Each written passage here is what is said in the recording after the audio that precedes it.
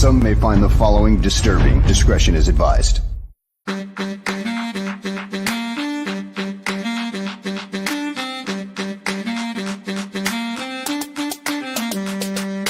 Bears. Because of the way they play the nickel corner here, and the nickel corner plays 88-85% of the snaps. He's got to be like part linebacker. The Bears. When you're in a scouting room, there's going to be differences of opinion. The Bears. Once coaches get involved, of course, they've got their own opinions about what fits best for what they want to do, and that could be drastically different than what the scouts say. Well, you're looking at traits, and remember when he tested very, very well. The Bears. One thing good about Kevin, he's been with 2 other organizations, as well as being the commissioner of the Big Ten. He's been around. The Bears. With Greg Olson, Jerry didn't want to get rid of him. I didn't want to get rid of him. Nobody wanted to get rid of him. One guy wanted to get rid of him, Mike March, because Mike March didn't know what the hell to do with him. We tried to talk Lovey out of hiring Mike March for a month and a half. He's playing zone, but number one, he doesn't get enough depth with the drop. But who the hell's Gilbert? How many times does a 305, 310-pound defensive tackle drop into coverage, especially in a key situation? The Bears. Greg, why are teams wrong on quarterback evaluation so often? Number one, it's a hard position to evaluate. There's probably not as many real good quarterback evaluators as there needs to be. The Bears. The Bears. The Bears.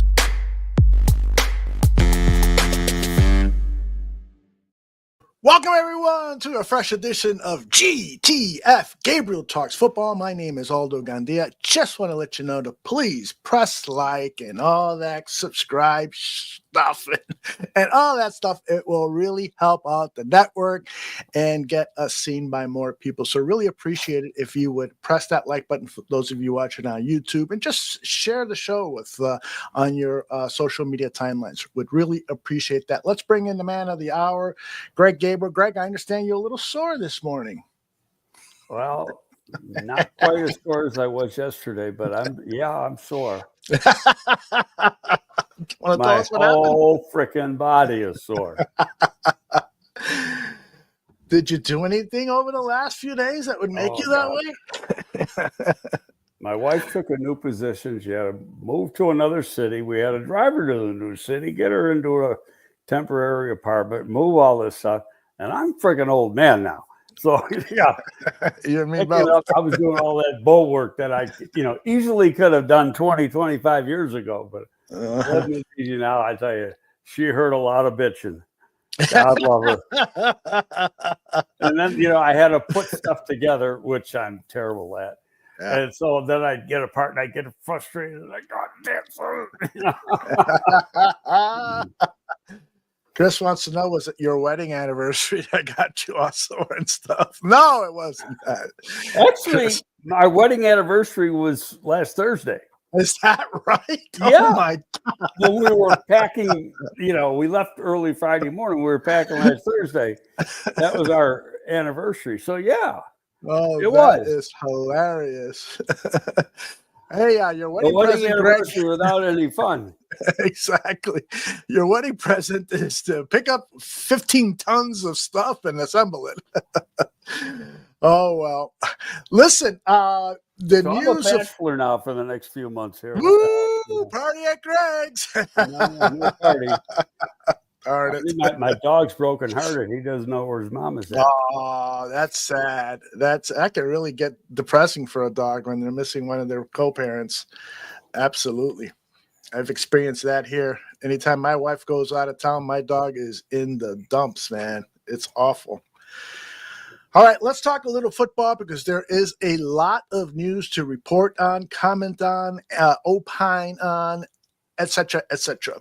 The leading news today is that Joe Thuney, the offensive lineman acquired from the Kansas City Chiefs in a trade, has signed an extension. You actually spoke with Mike McCarthy, who's been a guest on this show in the past, and he gave you details.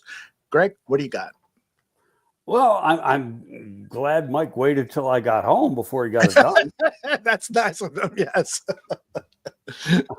Oh, they probably got it done last night or something. Maybe the first thing this morning, but it was, he gave it to the, Schefter and the NFL Network with Ian Rappaport. But then he sent me a text right away, and he said, first 2 years are fully guaranteed, lowers the cap hit this year from 16 million down to 8 million. So the Bears picked up $8 million in cap space. So yeah, it's a good deal for all, everybody around. Could he have driven a harder bargain? Probably, and got maybe another $1.5 million or so. But, the bottom line is Joe is very happy with the deal. He turns 33 years old. Or is it 34 years old? 33 years old, I think, in November. So by the time the deal's up, he's 36. Let's look up his date of birth here. Okay.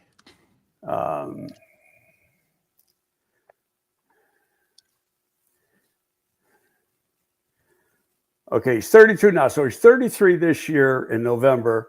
Mm-hmm. he's 35 years old when the deal's up. If he plays out all 3 years here, he will be the highest paid guard ever in the history of the National Football League. Most dollars made, which is, I guess, a nice accomplishment. Absolutely. And well he's happy, right? Because, there's like $33.5 million guaranteed in the first 2 years. First 2 years, the contract totally guaranteed. And so, he's happy. I mean, Joe's real happy. One guy said, well, that's a little bit of an overpay. It really isn't. I mean, I know what they wanted, right? But that's the way all deals are. You always want more. Yeah, sure. But I think it's a good deal for both sides. But this guy's only missed one game in his career, I think. I looked it up at one time, and so very, very durable, multi-time All-Pro, multi-time Pro Bowler, one of the best in the business, one of the best to ever play the game. He's going to be a Hall of Famer. In fact, Mike said to me that one of the national writers he was talking to this morning said he's got to be a lock for the Hall of Fame with the, he's been to 6 Super Bowls in his career. Wow. Guys, just that fact alone helped the Bears locker room quite a bit, because it's a guy with just all that winning experience. It is a great addition, a great trade, and there's no reason to believe that his level of play has lowered in any way. He had a tough Super Bowl game, but he was moved to that left tackle position. Do you recall how many games at left tackle he had? He played about half the season at left tackle. That much. And really, when you look at all the games, played pretty damn good. Yes, he did. So put it this way. They were in trouble if he couldn't do that, make that move for him. Yeah, they probably would not have got good of the team. But reality is they had to take care of Smith, and they had to try to find a way to get younger. They drafted Simmons, which is, will be their left tackle if he's in fact able to play at the beginning of the season, coming off that knee injury. So it helped both teams. It really did. That was one of those trades, and Bears didn't give up a lot. They gave up a 4th-round pick for 3 years of a multi-time Pro Bowl guard. So now the Bears have the interior of their offensive linemen signed, sealed, and delivered for at least the next 2 or 3 years. Drew Dahlman signed 3 years really, and Dahlman 4. But now you figure in Wright. The 4 out of the 5 positions are set for the next 3 years or so. And it's depending on what happens at left tackle, which we won't know until camp. If it's Braxton Jones, after this year, he could be gone. But if it's Trapillo or Amagaji, they got an offensive line set for at least 3 years, as far as contracts go. And from the standpoint of, they'd probably be better off in the long run if Amagaji or Trapillo won the job, only from the fact that a year from now, next year, we know Braxton going to get some big money. We saw what reserves got in the free agent market. They got $20 million a year for a couple guys. So, guys that aren't anywhere near as good as Braxton has got $20 million. So he's going to get that. Now, I thought of one thing, and we're probably getting way ahead of ourselves here, but we'll throw it out anyway. If, in fact, say Amagaji or Trapillo wins that job, then don't be shocked if Braxton got traded sometime around the trade deadline, if not before, because why you wouldn't want to lose him in free agency for nothing. So get something. Absolutely. He's a valuable piece to have. A guy with experience at the left tackle position, is young, is approaching his second contract, could potentially play the guard position. We don't know that for sure, but we know he's at least an average left tackle in this league. And that may not be saying much. A guy who was a backup in Pittsburgh got $20 million in free agency. That's right. Okay. And another guy who was a very, very below average player, put it that way, got $20 million in free agency. So he's going to be getting money next year. And so I could see that happening. I know I'm getting way ahead of ourselves. We got to see how it plays out. But you got more people. Don't forget, in 2 years, you got to pay Caleb too. So you got to, when you look at the money guys what Purdy got in San Francisco, you got to figure he's going to get at least 5 more than that if he plays up to capabilities. Because those deals don't go down, they go up. Right. And so you got to plan for that too. Yep. But at the same time, the cap's going to keep going up. Absolutely. Gambling being allowed has put a ton of money into the coffers of NFL owners, into the NFL period. And that in itself raises the cap money dramatically. These extra European games help fill the coffers a little bit more. It's it's just an ongoing stream of money. And now we got pretty know for sure that the stadium's going to be about 100 feet from your house. So I've probably hurt your property value. I don't know. I think it goes up, but that's what happened in Las Vegas and Los Angeles. But who knows? In Illinois, it could be terrible. Who knows? J2K wants to know, with the cap savings this year because of the Thuney signing, could you see another transaction incoming, a running back, an edge player, what have you? Any thoughts? Well, they're not just going to sign anybody to sign somebody. And somebody asked me that earlier, and I said, look, the way, just listening to polls, there will be no additions until OTAs start today.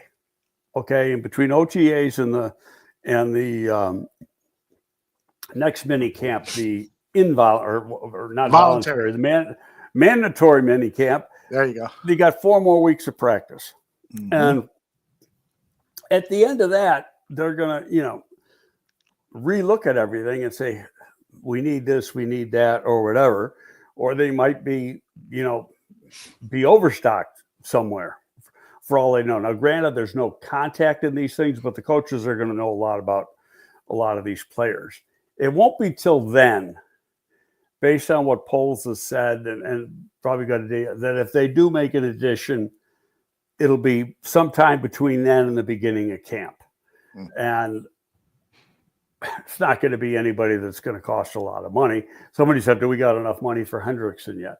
Hendrickson isn't getting traded. They're not, they have Cincinnati has all the leverage in the world in that. Got another year of the contract. He can say, okay, I'm not going to play. Fine. They're going to save all that money and then fine him on top of it. Yeah. he has got no leverage whatsoever, and then he could become a free agency. I think if anything happens, he gets traded at the deadline, but that's not going to take away from the fact that he still wants $30+ million, and he's going to be 31 years old in November or beginning of December. So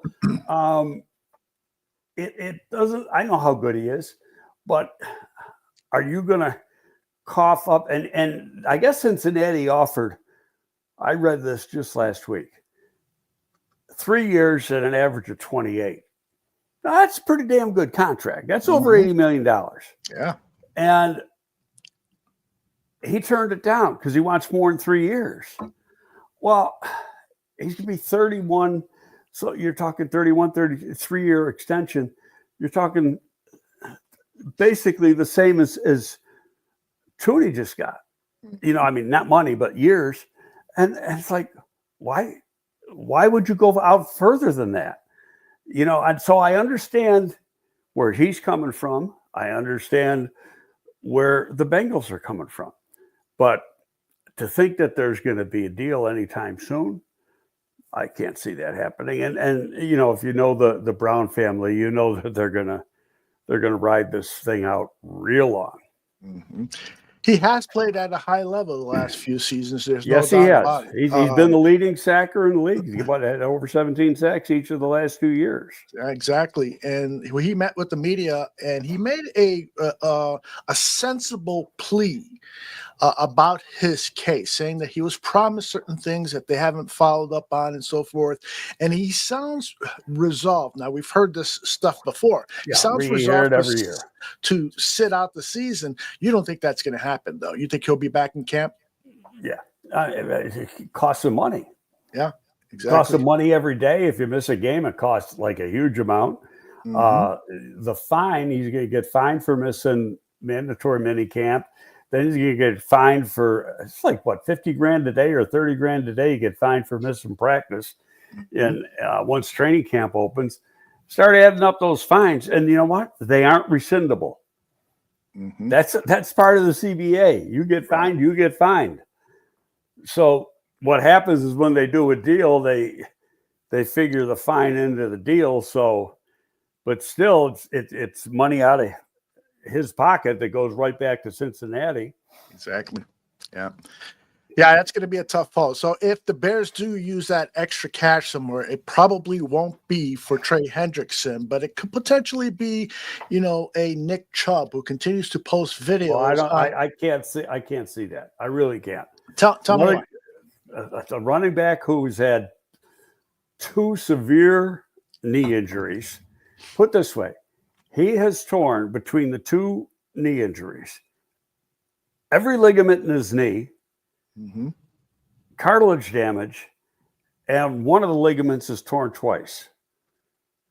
Okay, so and he's 30 years old. Yeah, come on, that's when a running back takes the express elevator from the top floor to the bottom floor, and it takes 2 seconds. But he probably will play in the NFL somewhere under a deal that is generous towards the NFL team. I looked at his. He didn't make any money last year. Right. That's the thing. He made like $2.5 million. But the point is if you're not playing, it's a waste of $2.5 million. Yeah. Okay. He comes back it took him 13 months. He tears up the knee in 23. So he misses the rest of that season. Takes him 13 total months to come back from that injury to play last year. Now, he didn't play the beginning of the season. Plays in 8 games then, and then breaks his foot. Okay. See what I mean? It's like they just start piling up. That's what happens with running backs when they start to lose their legs. I'm going to go back to excuse me. Let's see what happens with the guys they got. The more I watch of an guy, the more I like him. I think Swift is driven. Roshan's supposed to be back healthy. Knowing you draft, get another running back next year in the draft. I still think if Ian Wheeler is showing that he can compete for a position because he's 100% recovered, then I will agree with you. If he doesn't, I think they need another running back in camp. It may not be a guy like a J.K. Dobbins or a Nick Chubb, but his name is being, Dobbins' name is up in the chat. But they need somebody to compete if Wheeler is not proving that he's 100% healthy and unreliable going into the season. See, now Dobbins is going to cost you $3.6 million minimum because they gave him. There's a vaguely familiar rule that if you're a UFA and then the UFA period gets done, and then that team can give you a tender offer. Okay, and his tender offer is 3.6 to stay with the Chargers. I was going to say San Diego. And so he's got that offer there. So that means to go anywhere else, they got to come up with 3.6 or more. Yeah. So that's a lot of money. And that's a guy that has missed more games than he's played in his career. It's like a 55-40, missed 55% of the games, played 45%.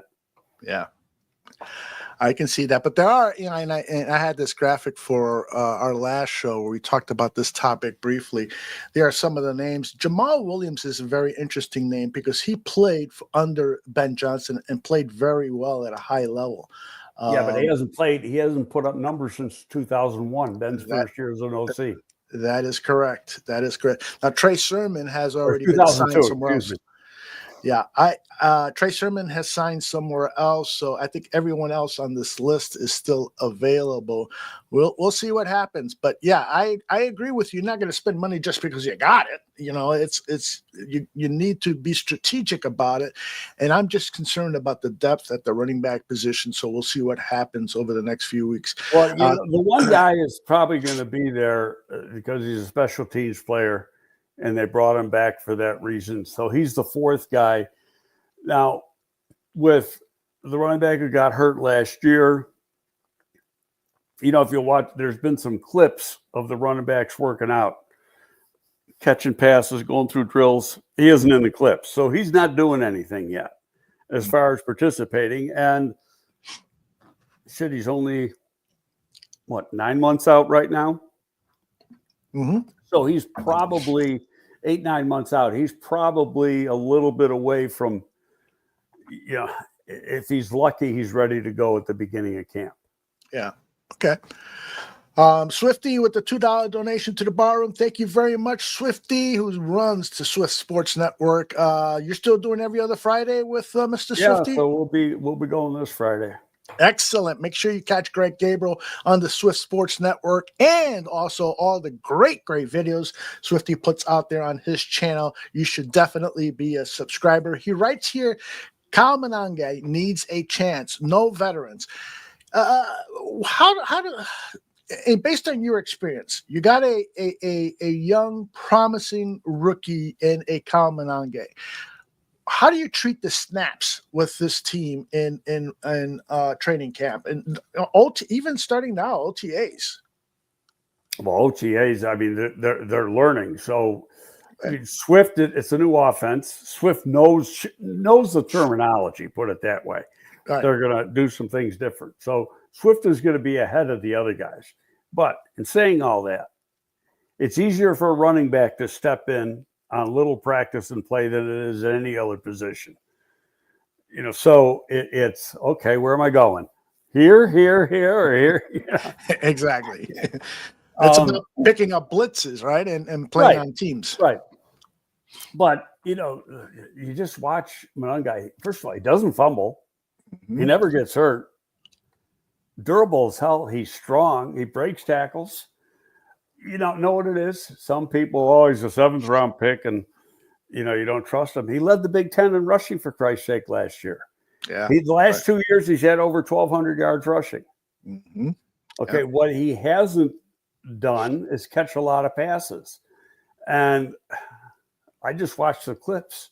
He's catching the ball pretty good. I don't think he's a Swift as far as catching the ball. Right. But he's okay. And he could get Put it this way, he's better than Khalil Herbert, which was a drop waiting to happen. Craig does not miss you at all.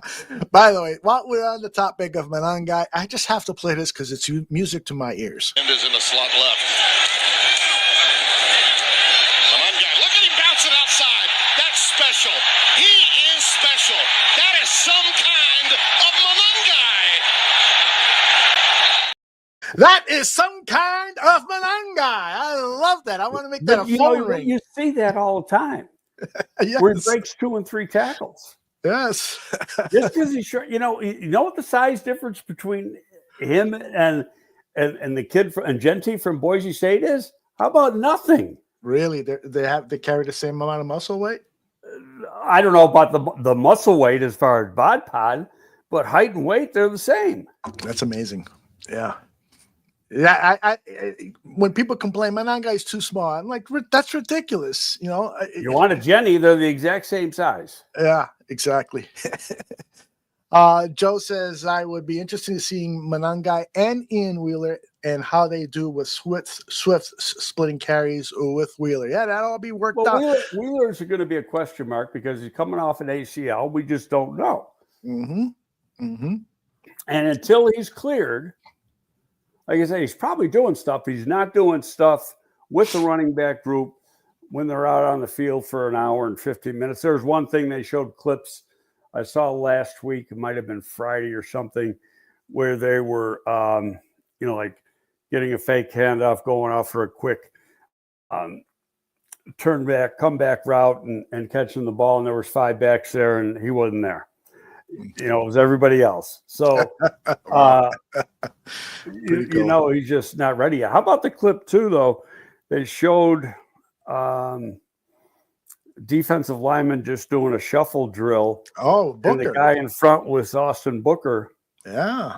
I would say at least 12 to 15 added pounds on that frame. Yep. I've said this before. I'll never forget going to camp with Danny Shimon and him pointing out the different body types of guys who were in their second year. Look at that guy. He's had probably 10 pounds of muscle. Look at that guy. He's lost a lot of belly fat. Look at that guy. And that first off season when you are a pro is a huge difference maker for a lot of players. And it's not even in the off-season program with the team. It's because you've learned how to lift already, from what the team wants. So it's what you do at home too. Exactly. And they get done here in a month, and then if they want to train here, they can. But if they go home or whatever and do their training, they're still doing what the Bears strength staff has designed for them to do. Mm-hmm.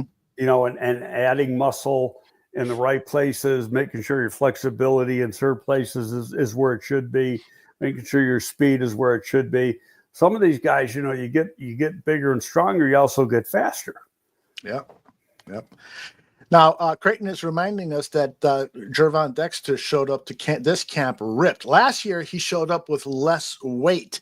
This year, he has got muscle on top of muscle. What does that tell you? Anything in terms of perhaps of what he was told in terms of position he's going to be played? Do they want him more ripped for a particular reason?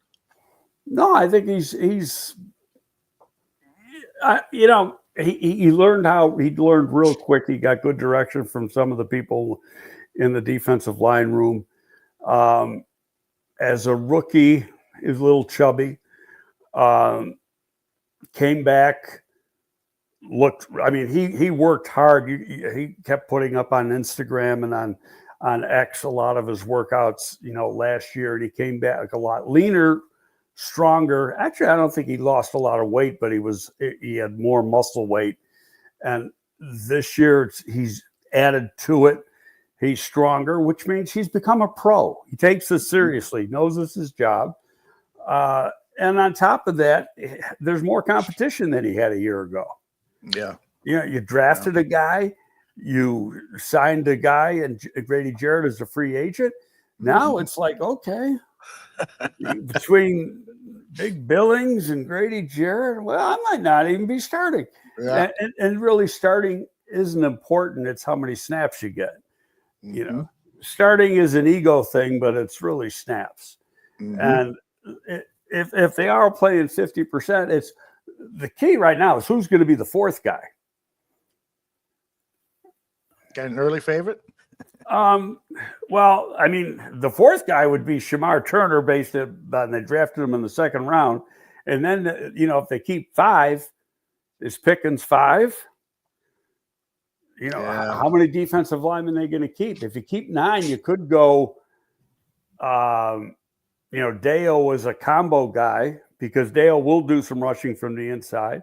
It's going to be interesting. And that competition is good because it pushes, makes guys play harder, makes the team better. Mm-hmm. Nothing worse than a guy knowing that his job is set. Exactly. I hear you. Mark reminds us of Chris Williams too. Might be a candidate.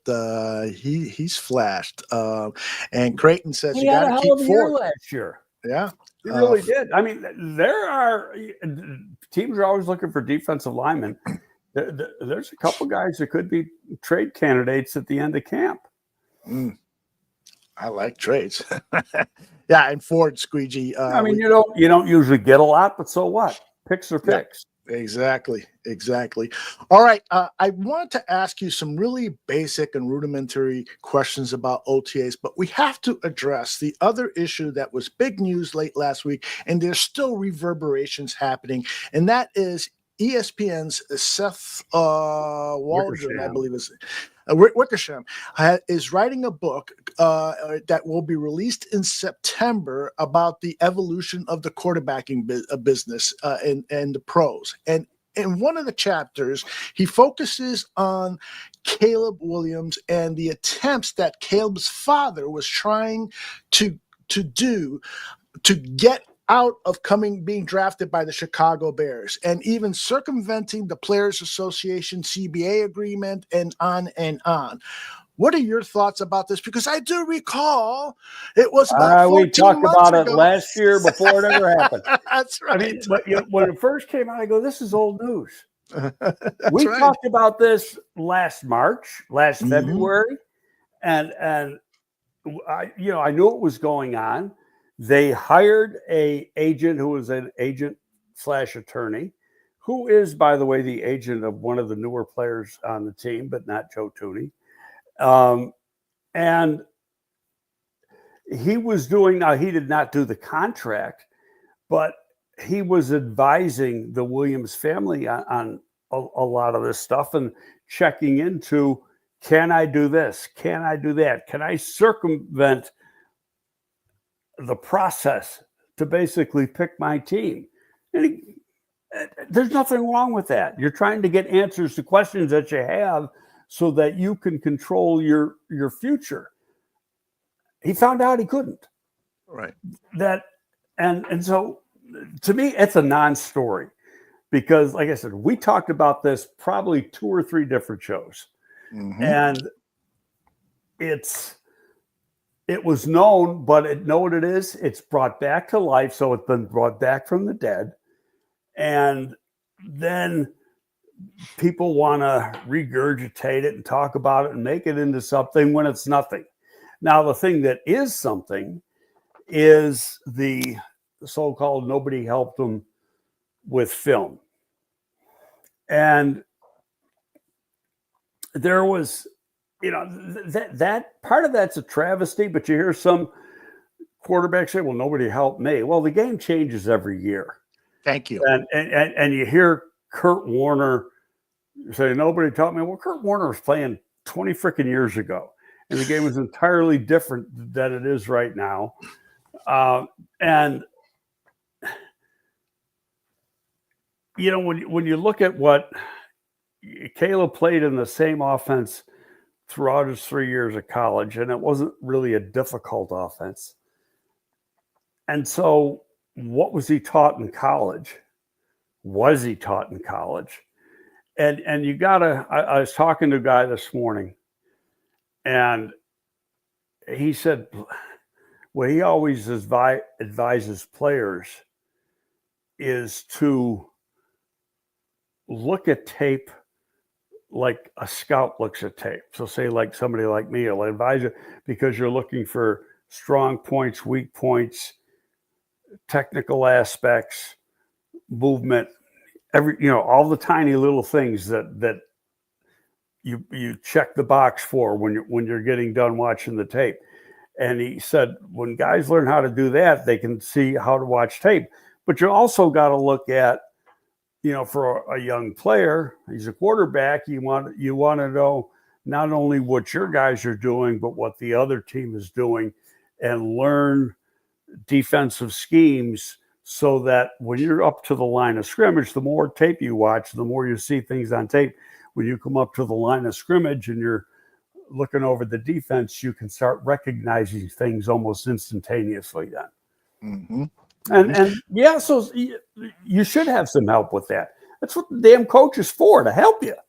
Well, it's funny that you say that, because Lee every day was asking, what are coaches coaching if you don't coach you how to coach yourself?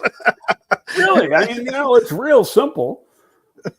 To me, it's... Now, I'll put it this way. A coach is going to do what he's asked to do by a player to help him. So if a player doesn't ask, he's not just going to, lead him by the hand. Now, could that have been part, Caleb never asked? We don't know the answer to that. Now, I've also was told part of this, a lot of this stuff came from his dad. Right. And this stuff. So, and like most parents, your kid can never do anything wrong. So I get it. So there's a slanted view in this Wickersham story, which is fine. And the media is going to be the media and make a big deal out of it for a few days. And then it'll be old news and we'll forget about it until something bad happens in the fall, and then they'll bring it up again. Because that's what they do. I do. There's a lot more to talk about this, in my opinion. The one thing I want to make really, really super clear here is that when you started to kind of clue us in to, there were some things going on with Caleb that you couldn't get into specifics about, you were basically alluding to some of these things that you heard. Correct or incorrect? Kind of both, because there was stuff that hasn't proven to be exactly correct and been proven to be incorrect. Yeah, they're probably too soon. Right. But I would say more incorrect is as far as Caleb the person. Okay. Everybody's going to get their own opinion on people, and then there's people that are going to have a negative opinion, and they're going to push that negative opinion. And if you trust the person, you're going to go with what you heard because you trust the person, but he could have been wrong in the first place. Mm-hmm. And if I'm wrong, I'm not too much of an idiot to say that I'm wrong about it. And, some of that stuff I got bad stuff, but a lot of it was right on, and it's turned out to be exactly right.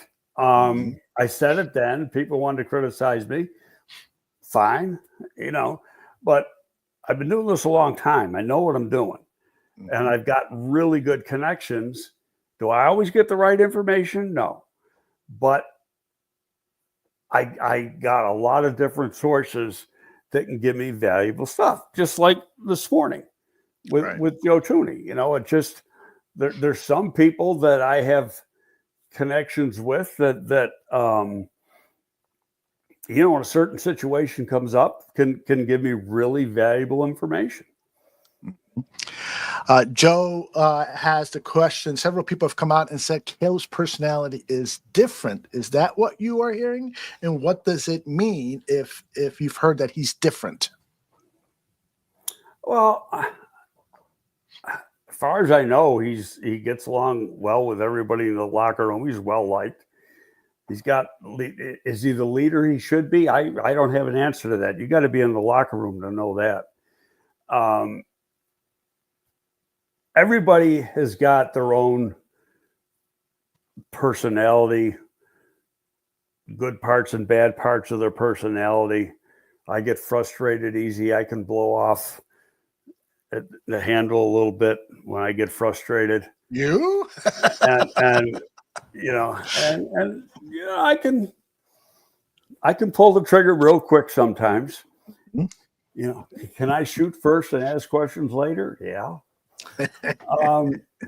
Is he dead yet? Yep. Good. But hey, that's who I am. That's it says my wife, this is what you bought 21 years ago. So exactly what I am, man. Don't be surprised. All right. The other one of the other things that I think is huge about this story is that, and correct me if I'm wrong, please, as you always do. The fact that you're wrong.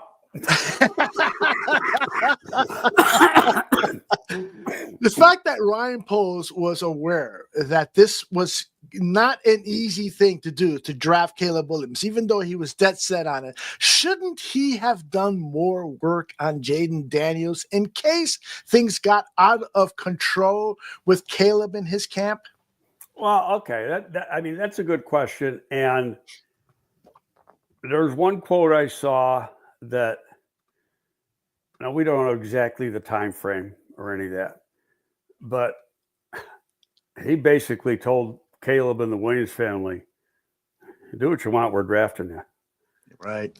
Okay, it's over. You're a Bear. So they made up their mind. Now, could they have done more?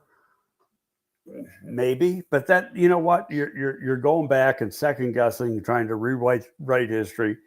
Who's to say they didn't? They didn't go to the extreme that they went with Caleb because they had already made up their mind on Caleb. And I think that, when you say the stuff that's coming out, it's not like it was 2 weeks before the draft. This was back in frickin' February. Right. Okay, like leading into the combine and at the combine. So it was, once you got out of the combine, you got ready for the pro day. Like you saw him at the pro day. We all watched it. And they took him out for a couple days. They took out his buddies with him and stuff. Everything was a done deal at that point. I agree with you. And I think you and I will both have the same opinion on this question. How much will this story affect the locker room throughout the season, especially if Caleb struggles? What if Caleb struggles? Do you think it might have an impact? The story, no. If he's struggling because he just doesn't have it. Right. But the story's not. Don't forget, you're trying to take something that was a year ago that he had, for all intent and purposes, it was his right to do. Let's see what my options are. I want to see what my options are. Chicago's been a graveyard for quarterbacks. Maybe that's not the best place for me. Okay, so let's find out if I'm stuck there or if I got some options to force something else. There's nothing wrong with that. And it's because we're in Chicago and this is where it was. And so you want to make a big deal about it. If Seth Wickersham doesn't get the story, then this would have been, we talked about it a year ago, would have been buried then a year ago. But it gets brought up now. It's not going to have any effect on the locker room. The locker room's already spent a year with Caleb. They know what Caleb is. Right. Yeah, I agree 100% with you, Greg. The players are going to support Caleb. They're not going to say, oh, you didn't want to play with me last year. I hate you. There's not going to be any of that baby stuff going on. They're going to support you know him. What? He has an option 5 years from now because chances, if he's, 4 or 5 years, the Bears have the option for actually be 3 years, but they can, after his third year's done, they got to make a decision by around, give or take a couple of days, the 1st of May, whether or not they're going to pick up the 5th year option. Right. Okay. And so you can pick up the 5th year option and then you can, do a deal. Like Brock Purdy got a big deal, $256 million, something like that. Nice. Last pick in the draft. But he could say, I'm not signing a deal. I'm going to go into free agency, go somewhere else. Now the Bears can tag him. So you'd have just looking at negative side. They're just throwing, dirt at the wall here. You could put, use the 5th-year option. So then you got him 5 years, and then tag him for the next year. Then you got him 6 years. Mm-hmm. Okay, then, they could do what happened with Kirk Cousins. They could tag him a second time, but you're paying 120% of what his contract was. And hell, by that time, who knows? It might be $80 million. But it's the Bears right now got all the leverage. If he plays good, he's going to be here for a while. It's real simple. So for anybody to stress out over any of this stuff, it's just foolish. If you got to just understand how the process works. Yeah. Good stuff, Greg. And by the way, a lot of people are asking, why is this a big story? Why is it coming out now? Well, the book is coming out. Somebody got to sell a book. Exactly. The book is coming out in September. And so now when it's quiet about football news, you need to now put out a media organization needs to put out news stories. And so they've been holding this. This is not like they didn't have, they've been holding this. And so the book, the full title is called A Biography of the Quarterback. And a lot of it has to do with just the cultural importance we put to the quarterback position. When we talk in business, who's going to quarterback this project? It's getting back to the quarterback. And so it ranges from everything about a rookie like Caleb Williams to great pros like Tom Brady, but it also covers things outside of the game of football. And so I think that the big story that came out of this, though, is Caleb complaining to his father, I'm watching tape and nobody's telling me what to watch. And so, Greg, you've done a great job of explaining, that the game has changed. And so when Kurt Warner complains, oh, nobody taught me tape. Well, I did a little research. His offensive coordinator was also his quarterback coach. Now we've got 15 guys coaching the quarterback. So times have changed. 4 days ago, this story came out in the morning. So here's what as soon as I heard it, and I was at my wife's new temporary home. Mm-hmm. Several fans trying to make a lot out of nothing. Everything that came out today about CW was well known in the league circles for a long while prior to the 24 draft.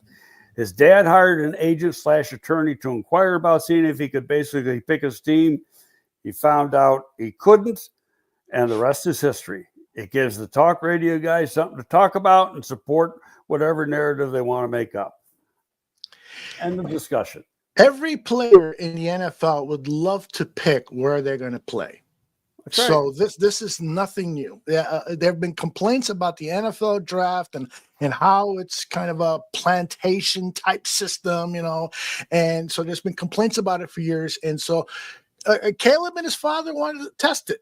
They saw that it was ironclad. There was no way to change it. You know what? I don't even know if it's fair saying they tried to test it. They wanted to inquire to see if they could test it. Okay. That's a better way of putting it. I would agree. Okay. Yeah. And then found out they couldn't. The last person who had any clout, and money was a lot different, the draft rules were different, the CBA was different, was Eli Manning. Mm-hmm. Okay. That was over 20 years ago. Exactly. A long time ago. All right. Before we get to OTAs, let's knock out some of these questions here. How about this? Speaking of Manning, there's already people saying that Arch Manning at Texas will be the number 1 pick next year. He's played like 90 snaps in his career so far. That's right. Give it a break. Jeez. I'm not saying he's not going to be the number 1 pick sometime, but next year, he'll be a 1-year starter. Yeah. Could it happen? Of course. Will it? Somebody may, because his last name's Manning, but to say that without him really doing anything yet in college football, That's kind of ridiculous. A little bit of a hyperbole. I agree with that. But, and by the way, the Case Keenum signing is now totally explained. That's going to be Case's job, is to help the other coaches help Caleb read film. Is that accurate assessment or guess by my part? Yeah, I always took it as a quote mentor job. Yeah, It doesn't even mean that Case Keenum is number 2. exactly. He's going to help both of those quarterbacks, Tyson and Caleb, but primarily Caleb. All right. First of all, Creighton wants to thank you again for the edges list. I can't wait to compare last year's tape and this year's tape. I don't know what he's talking about. Maybe no. Well, he asked me. It was yesterday or Sunday when I was away, and I said, "Hey, I'm not here." I just threw some names at him off the. For next year off the top of my head. And I haven't even looked, the combine lists will be coming out. Probably in a few weeks. Their meetings are probably this week or next week, where the, Bledsoe and National each have their spring meetings. They go over all the players for next year with the teams that are members of their services. Each team is a member of one or the other. Mm-hmm. Their scouts are supplied by the teams. Okay. So that, but are those lists accurate? No, I saw bits and pieces of last year's Bledsoe list. And when you see the June list and compare it to what happens the next year, it's not even close. You know what it is? It's a starting point. Okay. And to say that, and a lot of times, many of the underclassmen, they'll put some underclassmen on there, but many of them aren't even on there because they don't know about them. Mm-hmm. And so you just leave it alone. All right. Joe had a comment. Now that we have a line in place, Caleb doesn't have an excuse and needs to show he is a number 1 overall pick. I wanted to share that with you to get your opinion on Joe's statement. Well, I mean, yeah, the talent's there. That's why he was picked number 1. What's in front of him is a lot better than what was in front of him a year before. But also, the design of the offense is going to be a lot better. The play calling is going to be a lot better. It's going to play into the strengths of all the, the different pieces on the offense. So it's put it this way: the Bears have done everything possible to try to help elevate his game. Right now, it's on him. Right, it is now on him, but. It's also on his teammates. They have to, the offensive line has to block. I mean, they come with great reputation. But I mean, they got guys who have been pretty good blockers in the league so far. Yes, indeed. All right. Wade, I just saw your question. I've collected it. Let me get to some of these other ones. Bear Truth 9 says, so what happens if Hendricks has injuries that keep him out? Trey Hendrickson. My question is there a way a player can fake injury to sit out practicing games? Just curious. You got a medical staff there. You got x-rays, MRIs. If you say I got a pulled hamstring, well, you can do an MRI, and the MRI is going to tell you if you got a pulled hamstring. Mm-hmm. Shows the inflammation inside of the muscle. Okay. So can you fake back pain? Maybe. Yeah, I mean, there's probably some things you can fake. You know what? But when it comes to Trey Hendrickson, he's not on the market. And so I don't want to, I really don't even want, it's exhausting talking about a guy that's not on the market. And even if he gets on the market, the chances of him being here, given the money he wants, is about 5%. Yeah, maybe even less than that. I hear you. Okay, J2K wants to know who takes that 4th defensive end spot. My money is on Dominique Robinson, and J2K said earlier that he's really shown up to OTAs and stuff, looking even bigger than he did last year. I mean, who knows? Yeah. The one thing he showed last year, now for whatever reason, he wasn't in favor with that coaching staff. Right. Wasn't explosive enough as a pass rusher.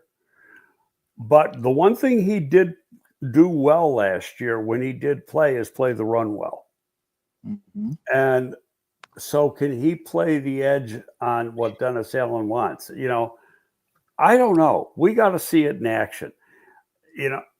He's going, is this his 4th year? It's shit or get off the pot for him. Yep.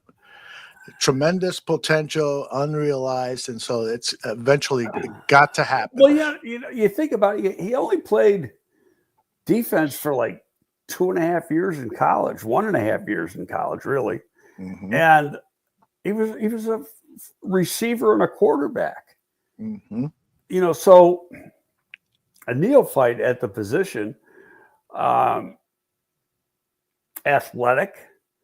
But, when he got here, he was probably 250, 255. He's probably 275 now. Is he the same speed now as he was at 250, 255? I don't know that. Does he have that, first step quickness? But part of it's going to be the coaching, how he plays within the scheme. These coaches are going to get their own opinion, make their own opinion from what they see in the different drills, and then go from there. Kay wonders if Zach Pickens will get a chance to play outside because of his length. He's not fast enough or explosive enough. Yeah, he's a middle defensive line. He's another 300-plus pound guy. The only thing I don't understand, where are these people coming up with, like, putting Dexter outside, putting Pickens outside? The big defensive end was Cam Jordan for Dennis Allen. He was 275. Might have got up to 280 at one point late in his career. But when he came out of college, he was like 260. I remember because Tony Agnew, my good friend Tony Agnew, repped him. And I remember down at the Senior Bowl, Tony and I were talking to him, and a really nice guy. So this is a long time ago. But, he was probably at that point going into the Senior Bowl or at the Senior Bowl, marginal first-round guy. But, just had a hell of a career. But to say you're going to put a 300-plus pound guy that runs a 5 flat or a 4.95 out on the edge, that's not going to happen. Mm-hmm. I would agree with that. Florida Bears fan wants to know, Greg, out of the rookies on both sides of the ball, who do you think will have the biggest impact? Do you think it'll be Colston Loveland? Do you think I got a feeling it's going to be Luther Burden, to be honest with you. But who do you think, Greg? I think it's too early to tell. And the reason I say that is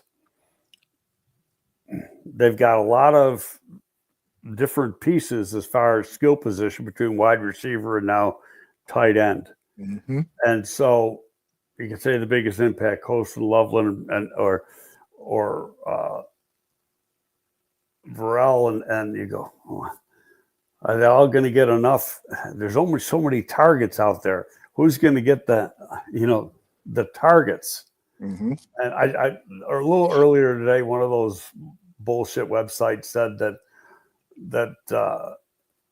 Burrell was told he's going to be able to compete for the first job against DJ. Oh, okay. Come on. You're talking one of the best receivers in the league that's making $20 million a year. Please. In 2 or 3 years, maybe he's going to be competing for that job. Screechy says he met Burden's uncle on the bus yesterday. Very cool. Ask him to come on the show. Not his uncle, Burden. All right, Screechy asks, Burden's going to be a heck of a player. I saw another thing today, and who knows if it was true, because it was from one of those bullshit sites, that supposedly the Bears tried to trade up one spot with New England, from 39 to 38 so they could take the running back. Travion Henderson. Yeah. Did that happen? Who knows? Yeah. I wouldn't be surprised by that, but some of these, and I'm not, I don't know where that information came Well, from. you got stuff like fan-sided, heavy. Mm-hmm. Sporting News is nothing but a gossip blog now. It's all it used to be AI. a quality. It was a quality, organization years ago. Chai City Sports, sometimes they just come up with gossip. Mm-hmm. And then they put up, and you'll see a headline, like Microsoft News Sports is my homepage. So you see, it's all these gossip about, so-and-so trade could make the Bears, blah, blah, blah. And it makes it look like they made a trade, the way they write the headline, when it's just what if they did this? Exactly. And so it's all make-believe, and they're all just clickbait. And I will never click on them because I know exactly what they are. They're just clickbait and they're garbage. Mm-hmm. Yeah. Speaking of New England Bears fan says, could Caleb theoretically have been drafted by the Bears, retire, and then sign a contract with any team he wanted? When his contract was up. So he would have had to sit out 5 years. But if he was drafted by the Bears, doesn't sign a contract, and chooses to retire, if he doesn't sign a contract, then he goes back into the draft the next year. The following year. He's not a free agent. No. Okay.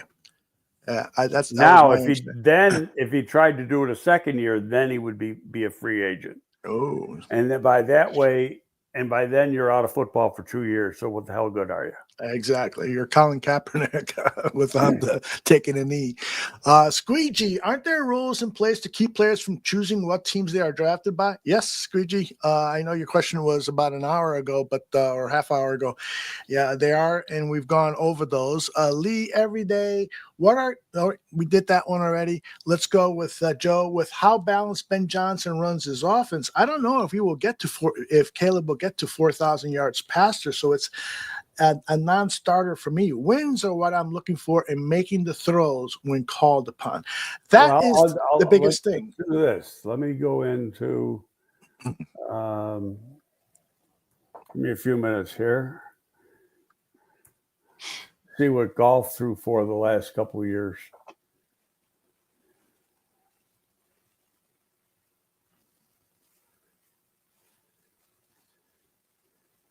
What are you looking up? I'm sorry.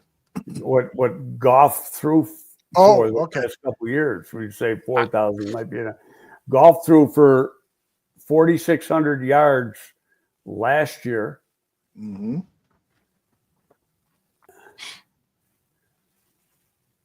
4,575 the year before.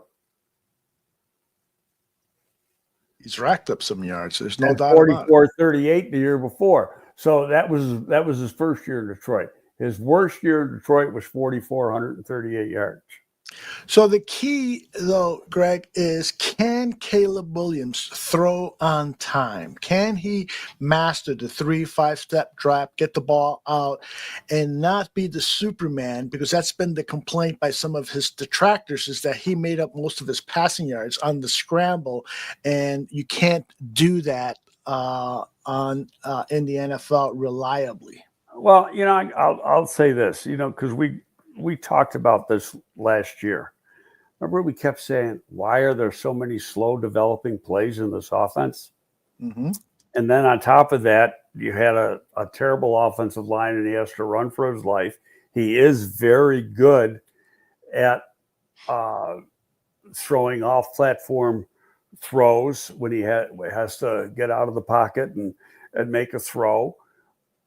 But a lot of it had to do between the offensive line and the offense, the plays that were called by the offense. Some of it was his own fault being a rookie. But don't forget, he still played in 17 games last year and learned. That was a valuable experience. And now he's got, hopefully, proper direction. And it's going to be that much better for him than it was, last year. And so, I'm not that worried about it. The only thing that I say about going back to the 4,000 is at Soldier Field, when you get into bad weather, sometimes you just can't throw the ball. Right. And so you could have some home games that with adverse conditions that are going to have a negative effect on the passing game. And that could theoretically, bring down numbers on a season. Now, once they get into the dome, by then, he might be into his second contract. Then it's a different story, because now weather doesn't become a factor. In fact, when you play your 8 division games, all but one are going to be inside. Detroit's inside, Minnesota's inside, Chicago's inside. The only time you got to go outdoors for a division game is up to Green Bay. Exactly. Yeah. And then who else are playing? You might have so. I think then you're going to see a drastic change in the numbers. By the way, I wanted to make sure I shared this with you. J2K, when you were talking about kicking people's asses and stuff, J2K says, Greg gives me that Clint Eastwood vibes. Yes. Made my day. Exactly. Squeegee, yeah, me too. He's a American icon. Squeegee, you addressed this a little bit, but if you want to add more to it, will we see significant changes in style from Dennis Allen's defense compared to Eberflus? Oh, yeah, it's entirely different. Just the way they're not a hard 1 and a hard 3. I see times you go back, and I haven't really studied it, but you see sometimes the tackles lined up both as 2s, meaning head up on the guard. Sometimes a 2 and a 3. Sometimes out both at 3s. They move the interior around quite a bit. I think it's a lot different. They're going to be a lot more man-to-man, so press coverage. Probably a lot more aggressive, but I don't know that for sure. When I say aggressive, I mean, with pressuring the quarterback, maybe with some blitzes. But, if you can get a good enough pressure out of your 4 linemen, then you don't have to blitz. We shall see. You gotta have some pretty good linemen, though, to be able to do that. Yeah. Greg, I wanted to play a little bit of Ryan Poe's. He did his the podcast at the Chicago Bears Turnout, Bears Weekly, I believe it's called. And I wanted to get your thoughts on this. You and I have talked about mock drafts and what Bears general managers and scouting department do. And Poe's elaborated on that on Bears Weekly. Love for you to hear this and then comment on the other end. We feed a lot of data into basically a draft pick simulator that picks the players around us. And what it does is it forces us to look at the board and the situation that we're in terms of, are we going to pick, player A or player B? We'll sequence the board. So we literally have player 1 through 150 ranked in sequence. So when we go through that, it makes the selection process a lot cleaner, but it creates a lot of really good discussions before the draft ever kicks off. We probably ran that 350 times before we actually got to the draft. Jeff King holds the title as the heaviest user of all of us. But I was personally able to do that, 100 to 150 times before. So you just feel comfortable and confident with the different things that could pop up. It also can help with just kind of the depth of the draft in different positions. It has a feel for that. Obviously, the further you go in the draft, the less reliable it becomes, but really gets us tuned into where we need to be for the first 3 to 4 rounds. Anything strike you there? Well, it's when you say draft simulator, it's computer generated. Correct.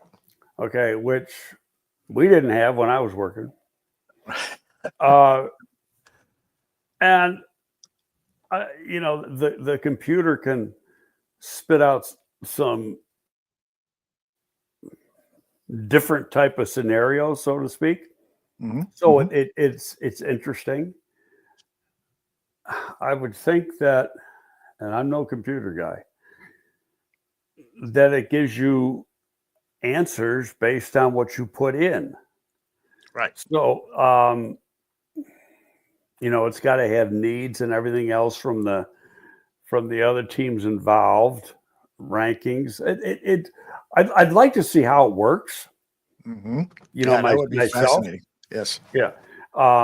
But yeah, I mean, it's a useful tool. I mean, they come up with more stuff all the time. There's stuff that they have now that we never had. We still did a pretty good job. I'm not just speaking about us, but everybody in the league in general. We did a pretty damn good job. We didn't have all the advantages that they have now. Mm-hmm. And so now was it harder work sometimes? Maybe. Yeah. Yeah. But hey. I think it was interesting that he pointed out Jeff King, used the simulator more than anyone else. And probably because he was the man responsible for what was being inputted in terms of other teams' needs. As the pro player personnel director, he should be really in tune as to what the Giants might be looking for in the draft and what the division rival, all 31 teams. And so he probably was the one that worked with his IT computer guys to input all of that knowledge so that when they get down to draft picks, they are now spitting out 75% probability our player will be there, 60% probability, et cetera, et cetera. That makes sense? Yeah, it does. I mean, I can't say I totally know, only because I've never used one. Right. It'd be interesting to do that, but I mean, the work you got to do to input the information is like, I mean, you got to have some pretty smart guys and some good computer people that are doing this for you. Mm-hmm. So you get the right results that, like I say, we didn't have, it wasn't available then. Right. Wasn't made up yet. Right. There's definitely a lot of complexities in terms of the data that you're inputting. For instance, like the analytics that you use now, nobody had when we were working. Right. Yeah. We had analytics, but we didn't call it analytics. Right. What'd you call it? Well, whatever. I did this. Intuition. No, I do all these different things, like on the quarterbacks. I do my own different stats, throwing to the right, throwing to the left, what he does on first down, throws completion percentage on second down, completion. I had to do it all by hand myself. Jeez. Now you can spit that stuff out in a second. And I wasn't calling it analytics, like calling it stats. Mm-hmm. Yeah. All right. I wanted to close the show talking a little bit about OTAs. And I know they start today. Yeah, they start today. It's the first of 3. And so in this first of 3, what do you suppose is being talked about? Is any part of the playbook developed? We heard stories about it's going to be Caleb's input into the playbook and so forth. So I ask you, what are they doing in this first OTA? Are they installing stuff, or are they just trying? One of the things that was said in one of the press conferences, we're throwing all sorts of stuff at players to see what they do best, and then we'll start to take things away. Is that pretty much what we're saying? Well, this is the first as a group. Now, I take that back. They had to open up all this stuff back a week before or the week of the draft. They had that first mini camp. What happened there? Nobody knows, because if you notice, they never had a press conference at the end to talk about it. Mm-hmm. Because it was day of practice was the first day of the draft, and There's no video of it, or very little video of it. No media were allowed in to see, who was doing what. So, but that in a mini camp, you are allowed to go offense versus defense. Since then, when they've been working on grass for like an hour and a half a day, just the other and the defense together, but you're not allowed to line up offense versus defense. So everything you do is just from one side of the ball, going through formations. You can work on plays, all that type of stuff, and do your individual drills. But again, no offense versus defense. Now, for the next 4 weeks, 3 days a week, so 12 practices between the mandatory mini camp and the OTAs, you got offense versus defense. And so, you're going to have some one-on-ones, receivers against defensive backs, 7-on-7. So the skill people against the skill people on both sides of the ball. You're going to have team. Now, what you got to be careful about is when you get into team and it gets to be a little heavy with the contact, then, the league looks at the tapes of these things. You got to send the tape in at the end of the day. They can penalize you a day. Mm-hmm. And stuff. So you got to be real careful as to not get too aggressive. You're not supposed to lay, like when you're doing press coverage, you're not even supposed to jam the guy. And is there somebody from the league watching this stuff? Pure man-to-man coverage, but you can't, comes off the ball and you jam them and then you stay with them, try to reroute them or reroute them down the route. You can't do that during OTAs. Is there someone from the league at all these OTAs, keeping an eye on stuff like that? Periodically, a guy will show up. I'm here today. I'm watching.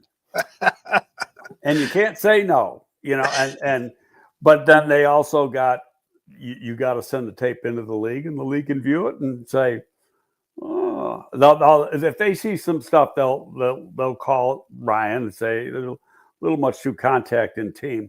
Mm-hmm. Okay. We'll let it slide today. If it happens tomorrow, you're getting docked today. Yeah. So it's interesting that it's raining today, so they'll hold all their OTA sessions inside at the Walter Payton Center.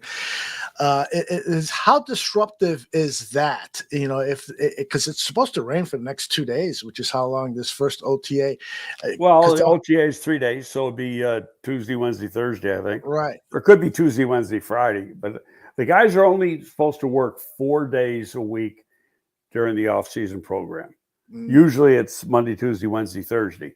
Mm-hmm. And then Friday is a guy gets paid if he gets paid if he shows up 3 days, but Friday's like a makeup day for doing the lifting and stuff that they got to do in the conditioning. So there's guys sometimes who might have missed a Tuesday. They'll come in Friday to do that to make sure they get their 4 days in. D. Starren wants to know, can they go to an offsite facility and do contact work without coaches? So in other words, if a few of the offensive and defensive linemen say, let's go head each other, go over to Lindblom High School or wherever. If they wanted to, yeah. Mm-hmm. It would not be setting a good precedent with the NFLPA, though.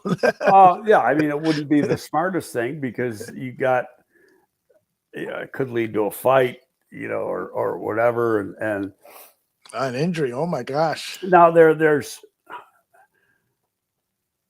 you can do some quarter speed stuff, maybe 1/3 speed stuff, offensive line versus defensive line, but in these things you're not really supposed to do that. So, but I know there was one video clip from the rookie mini camp where Trapillo had his hands on the defensive lineman coming in. I said right away, I hope the league doesn't see this, but because that's theoretically what you're a not no. Now, there may be some things they allow that they didn't allow. I just know that the last thing they want to do is somebody get hurt. And what can happen? See, you think you're doing a good job, and a player can bitch and go to the Players Association. Hey, these are too physical. Yeah. And I think that might have happened last year. There might have been some player saying that because the Bears got in trouble. Was it last year or the 2 year years before? ago, I think. 2 years ago. Okay. All right. So, and somebody had a question in the chat, and I think I lost it about Caleb's. Oh, here it is. It's Rodney. I saw Caleb changed his footwork. Also, are they going to fix his deep ball accuracy issues? Because the analytics, the data says he was one of the least successful quarterbacks at completing deep passes. And so, what's your opinion on that? What do you think the Bears are doing to help him better become a more effective deep ball passer? Well, when you get into individual period, that's what your quarterback coach is doing with his players. Mm-hmm. You know, working on your setup, your steps. When you throw it out, you go back to the college tape when he was at USC, his 2 years at USC. It was a real accurate, one of the best you ever saw coming out of college. Right. So what happened here last year that changed that? I don't know. Mm-hmm. You know, I just know it was, for lack of a better term, a clusterfuck. Yeah. Well, I think that's the perfect term. I think one of the things that got to him was the unreliability of the offensive line. I mean, we know that one of the things the quarterback has to go into a game with is confidence in his teammates. And that includes the offensive line holding, or not literally holding, but holding the pass rush so that he can get off throws. And as the season went on, Caleb's confidence in that offensive line, with all the injuries they had and people off the street that were playing there, I think he lost his confidence and the throws became more and more off the mark. That's my amateur thought on that. I don't disagree with you. It's almost like before the play even starts, you're thinking almost ahead, and that they're not going to hold the block, and I got to do this. So he's off platform, so to speak, right from the start. Right. Because he doesn't have that confidence coming up to the line of scrimmage. Right.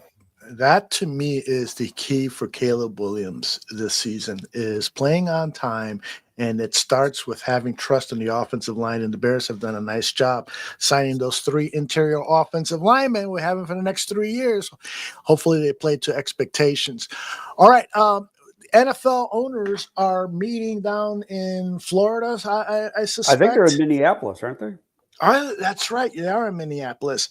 So Minnesota. Tush push. Are the Packers going to get their wish, and is that play going away? I hope not. Why? Why do you like it? Yeah, just because they can't stop it. Fuck them. Nobody can stop it. Well, then get your own people to do it right. You know. Yeah, it's interesting. There's no data saying there are more injuries as a result. That's right. Of it. There is no data. There's no proof at all that anybody gets hurt. Mm-hmm. It's a football play. And so we can't stop it till we're going to cry and tell the principal he's got to change it.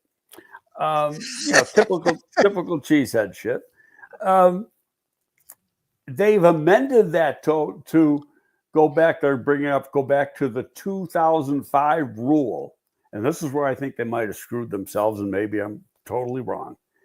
That it used to be you couldn't even push, help your offensive player with the ball by pushing him. You notice that you see that sometimes downfield and stuff, picking up an extra 3-4 yards by helping him along. Mm-hmm. And so they went back to that to make the rule as it was 20 years ago. And I think that could end up screwing them, because that makes a big difference. There's going to be coaches that are going to say, "What the hell are you talking about? We've been doing this successfully for years." Mm-hmm. So they might have overstepped their bounds. That was when I first saw that in the amended thing. I said, "You know what? They might lose just because they did that." And I hope they do. We will see. We will see. A decision or a vote on that rule is expected either later today, probably tomorrow. Probably will tomorrow. be. I think the voting is tomorrow. They got presentations and stuff today. These meetings, go on every quarter. So, I mean, but the big one is in March, and actually every couple months. So, big one was in March, and now there's this May meeting, and they always have them. Sometimes they're only one day. But the owners get together all the time, and there'll be stuff that's on the docket for today, and they get pushed off till July, and you might not know until you get to training camp if the rule's been changed or not. The another rule is to make permanent the new form of the free kick implemented in 2024, designed to reduce a typical scrimmage play by aligning players on both teams. So the kickoff is what is up for vote again. Did you like the new kickoff rule, and Yes. would you extend it? What you like Yeah, about it? they're. I like the whole idea because number one, there's less injuries.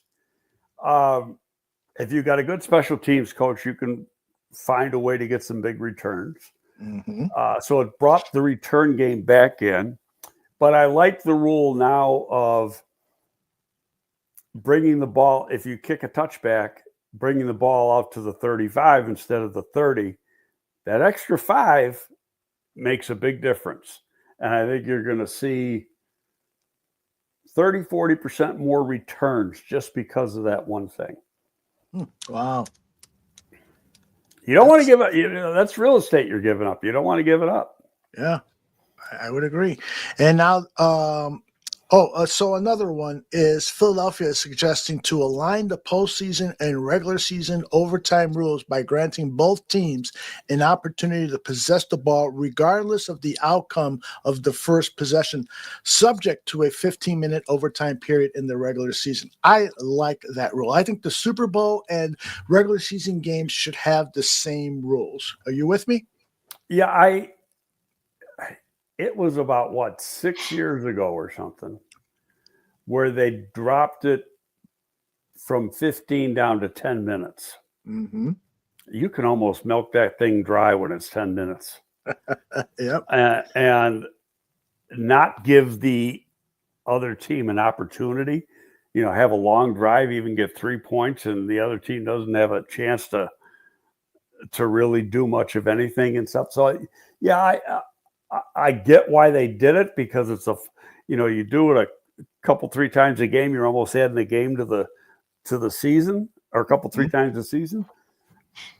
But hey, I think the way teams have learned how to milk the clock in those overtime periods, that it could be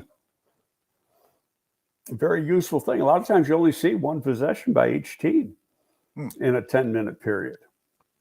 That's right. That's very true. Getting back to that kickoff rule, OKC had this question: how hard is it to kick the ball between the 0 and 5 yard line, the goal line and the 5 yard line? Is that a rare skill for guys handling the kickoffs? No, because, when I was with the XFL 2020, before the COVID pandemic kind of killed our league, we did it all the time. Yeah. Okay. And so we never had a problem. It's just a directional kick. And if you, and the kicker, the kicker's doing what the coach wants. And if the coach wants the kicker to kick it in the end zone, he's kicking it in the end zone. It's real simple. So, and if he wants, and they're good enough, these guys are pros. They know how much, to use, to lack of a better term, oomph to put in the kick. Okay. To get it to a certain point. The key is if it goes out of bounds, you're screwed. So you got to be good with your directional. But don't forget, it's a 20-yard window. The 20-yard line to the goal line. Right. It's not like a 5-yard window. You got a lot of room there to put that ball. Yeah. But you'd prefer it to land inside the 5. Oh, yeah. Ideally, you'd get it to the 3-yard line or the 2-yard line. Yeah, indeed. All right. Another rule change is Detroit is suggesting that the NFL eliminate the automatic first down on a penalty imposed for defensive holding and illegal contact. I kind of like that rule change. I do too. And this was brought up in the March meetings. And the defense always gets screwed on a penalty like that. And the offense gets a holding call or whatever, and they get hit with 10-yard penalty. Okay, and they get to replay the down. The defense gets a defensive holding call, is only a 5-yard penalty, but it gives the other team first down. So there's it's a huge advantage to the offense. So yeah, I'd say, okay, if there's defensive holding, it's 5 yards. Now it's 1st and 5, or it might be 1st and 3 or 2nd and 3 if you had a 2nd and 5, or 2nd and 8. Now you got a 2nd and 3. So yeah, I like that. Okay. And then there's one more here I'd love for you to comment on, and that is, where'd it go? Okay, wait a minute. Let's go back to the other one. Let's say you got a 1st and 20. Okay. Okay, you had a holding call on first down, so you had a 10-yard penalty. So now you got 1st and 20. Yeah. And one of the defensive guys gets a defensive holding call, which is a 5-yard penalty. Mm-hmm. Okay, now that 1st and 20 is 1st and 10. Mm-hmm. And so it's a huge advantage. Now in college, what they've done is the holding call. If you got defensive holding, it's a 10-yard penalty, just like it's a 10-yard penalty in the offensive line. Yeah. So maybe if you do something like that, then it's a different story. So there's different ways you could fiddle with some of these things. But I agree, especially getting those real long situations, and then a dipshit penalty gives them an automatic first down. Yeah. You have a 5-yard interference penalty, 7-yard interference penalty just on a short throw, and you got a 1st and 20 or 1st and 25 or something, and they got first down when they didn't really earn a first down. I agree. Excuse me. No problem. Kay says defense will hold a lot more to save on big plays. That is a concern, and I think Kay is right to bring that up. You're going to see some more defense. Kay says that the defense will now hold a lot more to save on big plays and to avoid an automatic, well, they're still giving up. They're still giving up the yardage, and if it's most defensive holding penalties. Now you got some downfield, but it's still only a 5-yard penalty. It's not where the infraction occurs. Right. All right. The last rule that I'd love for you to get your opinion is to expand instant replay's ability to advise the on-field officials on specific objective aspects of a play and or address game administration issues when clear and obvious video evidence is present. I love this. Yeah, and I can see why. The only thing is that if you're getting into a replay just about on every game or every play, from the up in the box point of view, now you're going to have a 4.5-hour game. That is a concern. Yes. Yeah, and I'm exaggerating saying 4.5 hours, but it's really going to add a lot of time to the game. And they want to be on, from TV perspective, on to the next game. Now, what they could do is the league could do, now they do it using our central time zone. The first game is at noon, second game for some places at 3:10, and the other one's at 3:25 or 3:20. Move all the later games to 3:30. Which they may not want to do because of Sunday night football. They don't want to get close to. It's not just Sunday night football. You're getting into primetime television, period. Yeah, right. Good point. So because primetime television and our time zone starts at 6. Yeah, 7 p.m. 7 Eastern. Yeah, 7 Eastern, 6 here. So they don't want to. I get it, but that's how they can get around it. But hey, football's number one. You do what is right for football, and because the the audiences they get, the number of the millions of people viewing is just too big to screw with it. So you got to do what's right. But I don't think you can do it unless it could be an instantaneous thing. The guys, they're looking at, they blew that. And then. Yep, exactly.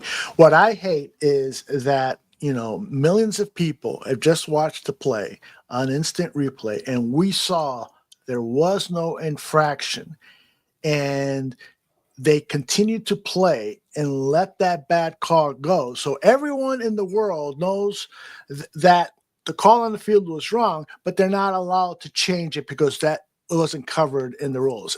I want those type of errors. Well, the only thing,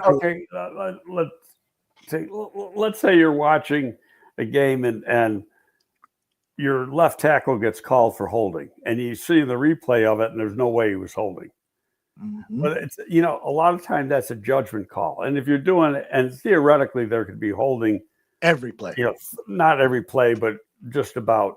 And so now, to change that play after play after play after play, that isn't going to happen. Mm-hmm.